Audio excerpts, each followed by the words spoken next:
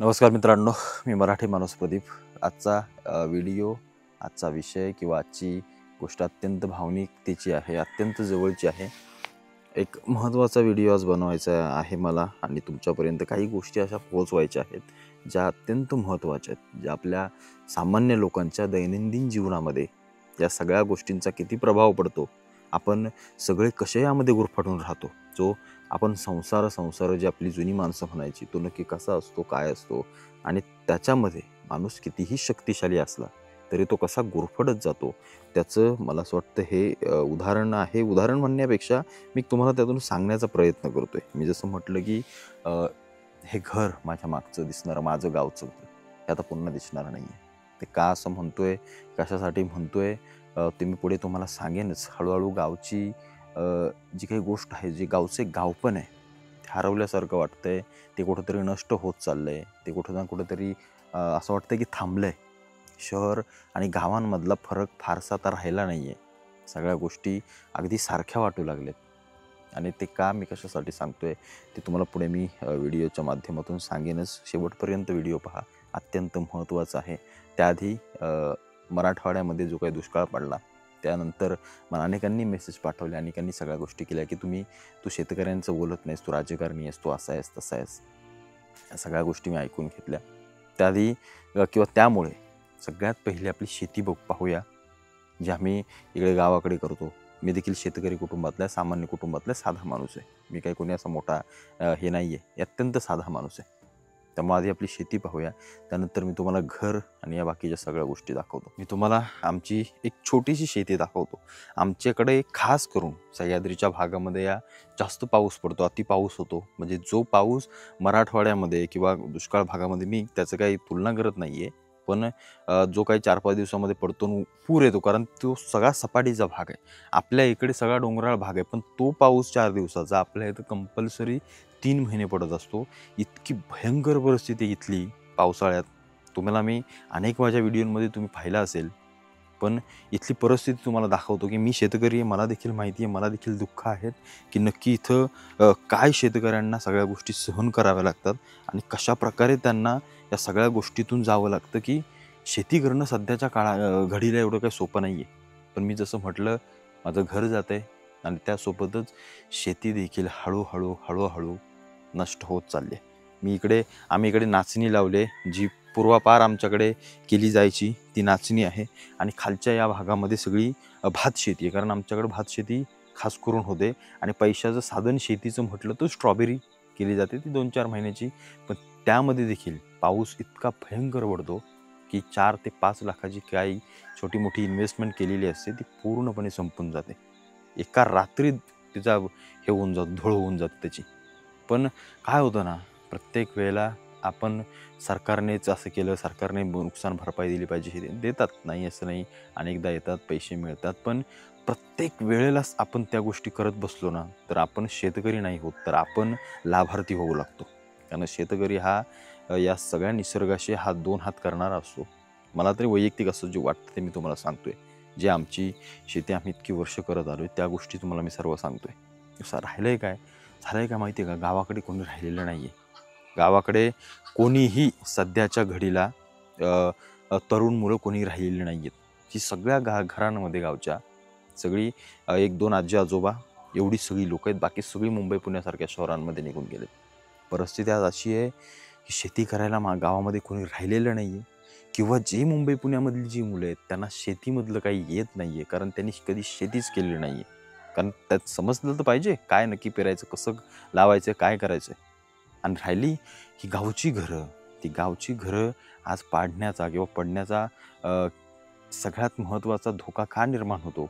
इथलं जे काही मटेरियल पूर्वीच्या लोकांनी वापरलं होतं, जे निसर्गातून मिळालं होतं, मग जे तुमचे लाकूड असेल, बाकी सगळ्या गोष्टी असतील, त्या देखील आता एवढ्या तग धरत नाही आहेत, कारण घरामध्ये सध्या राहायला माणसं नाही आहेत. कारण ज्या घरामध्ये माणसं नसतात ते घर हळूहळू मरू लागतं. हे तुम्हाला छोटी गोष्ट मी सांगत नाही आहे, तुम्ही अनेकांनी पाहिलं असेल की नक्की कसं कसं होतं, काय होतं.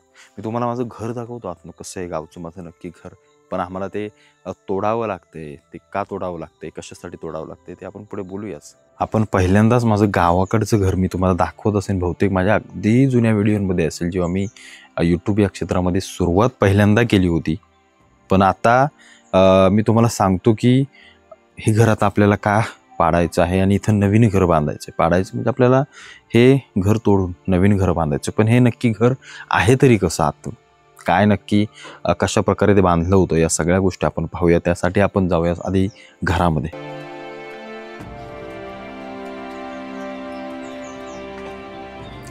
आता हे जे तुम्ही पाहताय या सगळ्या गोष्टी केलेल्या, या सगळ्या पावसाळ्यासाठी केल्या जातात. हा पत्रा जो टाकला जातो कारण इतका भयंकर पाऊस असतो, जो या कौलांवरून वरच्या धडधडीतून मग पाणी आतमध्ये जातं, कारण भयंकर पाऊस असल्यामुळं.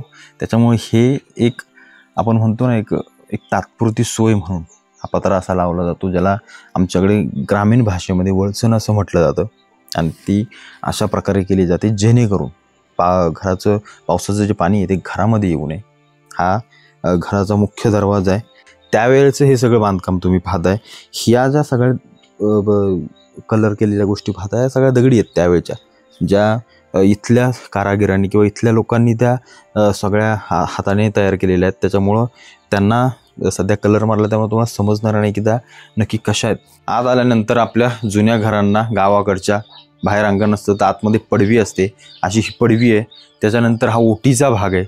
आणि तुम्ही कोकणाकडच्या विशेषतः या पश्चिम महाराष्ट्रातल्या अशा भागांमध्ये ही अशी घरं पाहिली असतील, ज्या घरांना पडवी, ओटी, आतलं माझघर असेल, त्याच्यानंतर मागच्या पडवी, परसदार मागचं जे आपण परसामध्ये जातो, अशा पद्धतीचं घर आहे. त्यावेळची आमच्या वडिलांनी, आजी आजोबांनी ही सगळी लाकडं आणि या सगळ्या दगडी वगैरे या सगळ्या जमवून त्यावेळचं बांधलेलं हे घर आहे. तुम्ही जर या लाकडांची डिझाईन पाहाल तर तुम्ही खरोखर अक्षरशः विचार करणार नाही की हे हाताचं काम आहे, हातानं केलेलं आहे. त्यावेळी त्या लोकांनी मशीन कोणतीही न वापरता हाताने केलेलं हे काम आहे. पण सध्याच्या वेळेला असं झालं आहे, घर तोडण्याचं कारण म्हणजे आता तुमच्या कुटुंब तुमची वाढत गेली, तुमच्या फॅमिलीज वाढत गेली. आणि दुसरी गोष्ट म्हणजे कौलं जी आहेत, जी अत्यंत जुनी झाली, 30-35 वर्ष झाल्यानंतर त्यातलं पाणी जाणं, पाणी गळणं, आणि सध्याच्या घडीला कौलं मिळत देखील नाहीत. आणि जर ती टाकायची झालीत किंवा मिळालीच जरी, तरी त्यांना आता वापरण्यात येणारं लाकूड सध्या जंगलामध्ये मिळत नाही, किंवा मिळवायचं झालं तर त्याचे तुम्हाला कारागीर इथं आता कोणी शिल्लक नाही आहे, ज्यांना लाकडाचं जुन्या काळातलं काम येतं. त्याच्यामुळं अशी लोकच राहिलेली नाही आहेत. त्याच्यामुळं आपल्याला हे घर नवीनच बांधणं सगळ्यात महत्त्वाचं आहे. दुसरा कारण पर्याय नाही आपल्याजवळ.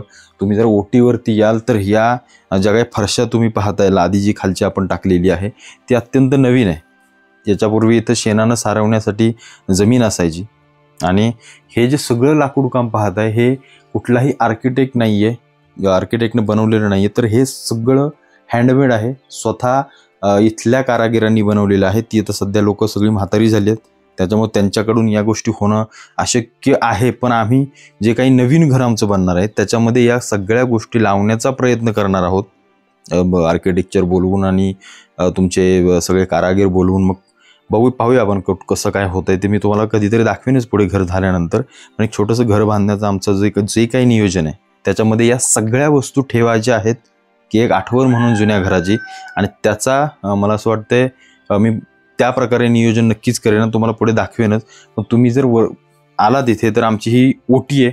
ओटीला ही सगळी लाकडाचं काम आहे जे तुम्ही पाहताय. आणि त्यानंतर तुम्ही आत आल्यानंतर जसं आपल्या दुसऱ्या गावच्या घरांना, कोकणाकडच्या घरांना माझघर असतं, तसं हे एक छोटंसं मधलं घर आहे.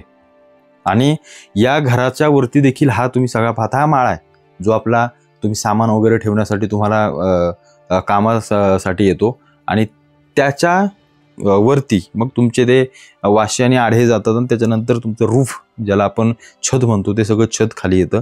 पण सध्या अशी परिस्थिती आहे की हे लाकूड सगळं कामातून गेलं. तुम्ही तुमचे भुंगे असतील गावाकडे, ह्या सगळ्या गोष्टींनी लाकड पूर्णपणे कमकुवत झालेत. आणि एवढं लाकूड आता आणायचं रानातून किंवा जंगलातून, तर सध्या जंगलतोड देखील मान्य नाही आहे आणि ते करण्यात काहीही अर्थ नाही आहे आपल्या घरांचं. कारण एवढ्या घराला जर लाकूड आणायचं झालं सगळ्या टॉप टू बॉटम, तर कमीत कमी 40 ते 50 झाडं मोठी मोठी तोडावी लागतील आणि त्यातून हे सगळं उभं करावं लागेल. आणि ते खरोखर शक्य नाही आहे. आणि ते कुणीही करू नये. कारण आता लोखंड वगैरे मिळतं. भले तुम्हाला, माझं वैयक्तिक मत मी तुम्हाला सांगतोय, भले तुम्हाला असं वाटेल की आम्हाला कुठे ना कुठेतरी ट्रॅडिशनल घर हवं, पण सध्याच्या घडीला ते शक्य नाही आहे आणि तसं कुणीही करू नये. मार्केटमध्ये विकाऊ लाकडं वगैरे अनेक मिळतात, पण तेवढी तो खर्च एवढा झेपण्यासारखा नाही आहे, तो एवढा मोठा होण्यासारखा नाही. पण आम्ही यातली अनेक लाकूड किंवा यातले जे काही डिझाईन्स आहेत, ज्या चौकटीच्या असतील, ज्या तुमच्या खांबांच्या असतील, बाहेरच्या जे काही वरचं छत असेल, या सगळ्या गोष्टी लावण्याचा आम्ही पुरेपूर प्रयत्न करणार आहोत आमच्या नवीन घरामध्ये जे काही बनणार आहे. आणि तुम्ही इथं पाहाल तर हे किचन वगैरे आत्ता आम्ही बनवलं. या इकडे ही जी मागची पडवी आपण म्हणतो, याच्या मागे अजून एक पडवी आहे जिथं चूल, आपली चूल, आपल्याला गावाकडे राहतो त्यामुळं चूल लागते. जी चूल आपल्याला असणं फार महत्त्वाचं आहे, कारण पावसाळ्यातले 3-4 महिने आपल्याला कंप्लीट चूल पेटवावी लागते, कारण भयंकर थंडी आमच्याकडे असते, भयंकर थंडी असते. मी 2-1 महिन्यांपासून गावाला आहे आणि गावाला असल्यामुळं मला माहिती आहे की नक्की इकडे परिस्थिती काय असते पावसाळ्यामध्ये. त्याच्यामुळं या सगळ्या गोष्टी फार महत्त्वाच्या आहेत, अत्यंत महत्त्वाच्या आहेत. त्याच्यामुळे ही एक मागची पडवी ठेवली आपण. इकडे टॉयलेट्स आणि बाथरूम आहेत, जे मागून सगळ्या गोष्टी केल्या. पहिलं जुनंच बाहेर असायचं. पूर्वीचा काळ इकडचा इतका भयंकर होता आणि कुठे ना कुठेतरी मला देखील हे घर तोडावंसं वाटत नाही, कारण जुन्या आठवणी, जुन्या सगळ्या गोष्टी या घरामध्ये आहेत. कारण ही अशी घरं पुन्हा बनणार नाही आहेत. तुम्ही एक गोष्ट लक्षात घ्या, आता आपण सिमेंटची घरं, त्याला स्लायडिंग विंडो आणि मग त्या सगळ्या गोष्टी आल्यात. पण आता अशी परिस्थिती आहे की जर हे लाकूड पुन्हा आणायचं झालं रानातून, तर मी 40-50 झाडं तुम्हाला मोठी सांगितलीत, पण याचे छोटे छोटे वासे असतात, ह्या ज्या रिपा असतात ज्याच्यावरती कौलं टेकवली जातात, याच्यासाठी कित्येक झाडं तोडावी लागतात, कित्येक झाडं. म्हणजे तुमचं 4-5 गुंठ्यामधली जेवढी झाडं असतील ना, जेवढी काही तेवढी सगळी साफ करावी लागेल, तेवढं जंगल.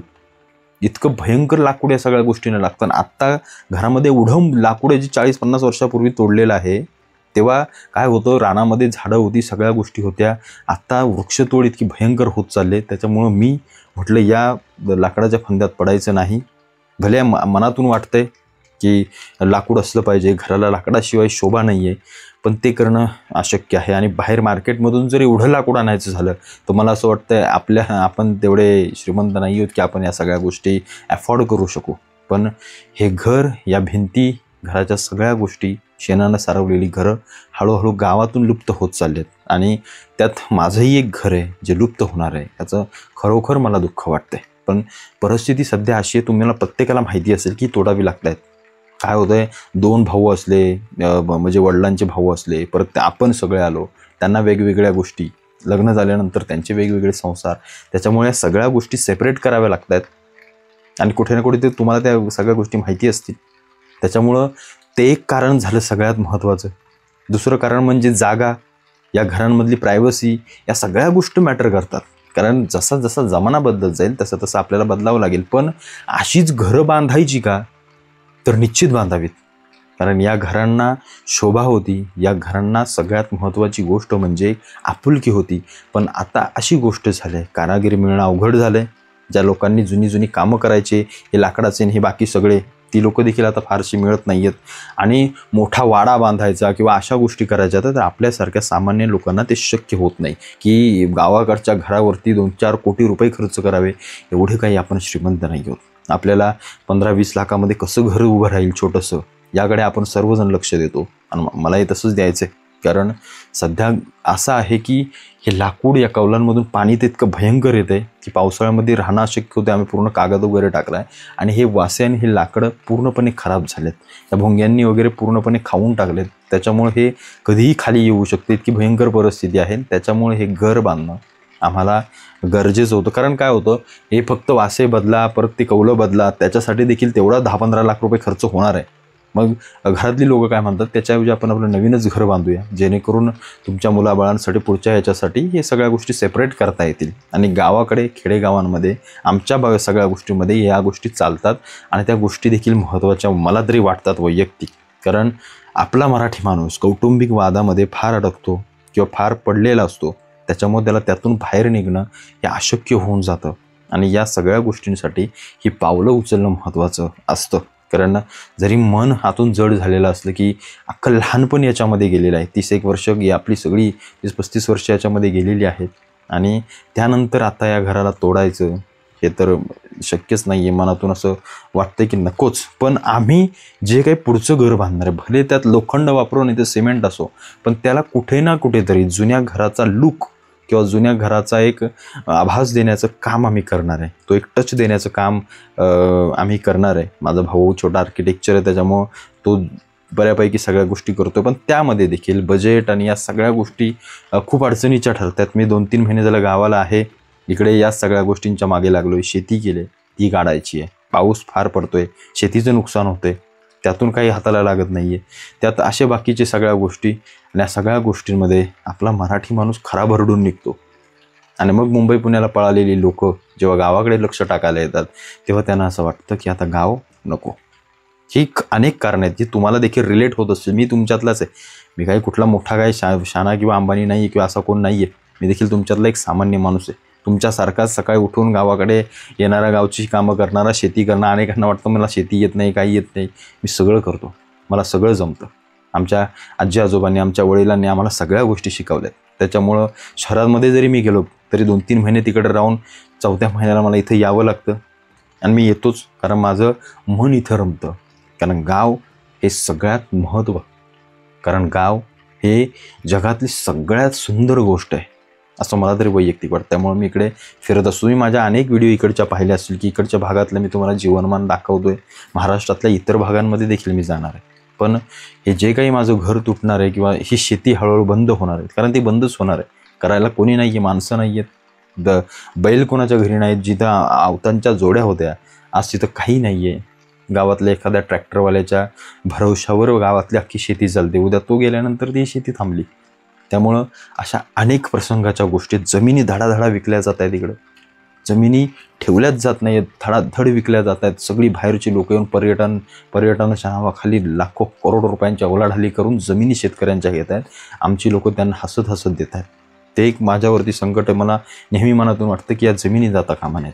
बापजाद्यांनी उभ्या केलेल्या जमिनी जाता कामा नयेत. आज आमच्या गावाला आजूबाजूच्या जमीन विकल्या, जिथं आम्ही पहिली गुरं चारायला जायचो, खेळायला जायचो. आता त्या सगळ्या जमिनींना कंपाऊंड टाकलं. आम्हाला तिथं जाता येत नाही. त्या कंपाऊंडच्या बाजूला उभं राहून मी कधी कधी विचार करतो की हे आपलं आहे, पण हे दिल्यामुळं आपल्याला तिथं जाता येत नाही, आपला त्याच्यावरती अधिकार राहिला नाही. त्यामुळे बाबांनो, जमिनी विकू नका, जमिनी ठेवा, त्या वाढवा, तुमच्या पुढच्या पिढ्यांसाठी ठेवा. जमीन ही काही तुम्हाला पैसे कमवण्याचं साधन नाही आहे. जमीन हे तुमचं अस्तित्व आहे. अस्तित्वाला विकून तुम्ही जर पैसे कमवत असाल तुमची लायकीच काय? म्हणजे माझं वैयक्तिक मत, कशाला आणि काय गरज काय? असं काही करू नका. त्यामुळं गावाकडची ही सगळी परिस्थिती प्रत्येकावरती आहे. घरं बांधायची आहेत, सेपरेट व्हायचं आहे, कुटुंब मोठी होत चालले आहेत, शेतीकडे कोण लक्ष द्यायला नाही आहे, जमिनी ओसाळ पडल्या आहेत, गावाकडे आजी आजोबांकडे कोणी बघायला नाही आहे. अशी सगळी परिस्थिती घेऊन शहरामध्ये जगणारा गावाकडचा, खेडेगावाकडचा मराठी माणूस त्याला सलामच आहे. पण नुसतंच जगण्यात देखील काही अर्थ नाही आहे. संघर्ष देखील आपल्याला करावा लागेल. आणि मराठी माणूस जर पुढं कुठेतरी जायचं असेल तर एकमेकांना आधी सहाय्य आपल्याला करावं लागेल. तुम्हाला या सगळ्या व्हिडिओमध्ये, या सगळ्या परिस्थितीमध्ये तुम्हाला काय वाटतंय मला आवर्जून कळवा. आणि मी तुमच्यातलाच एक आहे. मला देखील माझ्या अनेक अडचणी आहेत. त्या अडचणींमधून मला पुढे यायचं आहे, सामोरे जायचं आहे. नवीन जेव्हा घर बनेल, जे काय आम्ही छोटंसं आमचं बनवू, एक छोटंसं बनवणार आहे, जास्त मोठं नाही. एवढं आता सध्या मोठं घर बनवणं एवढं सध्या एवढं आपलं बजेटही नाही आणि एवढं बनवण्यात काही अर्थ नाही, कारण त्याकडे कोणी पाहणार नाही, त्याचा मेंटेनन्स होणार नाही, तर बनवण्यात काही अर्थ नाही. पण एक छोटंसं घर जेवढं आपल्याला झेपेल एवढं बनवेन आणि ते बनल्यानंतर मी तुम्हाला नक्की दाखवेन.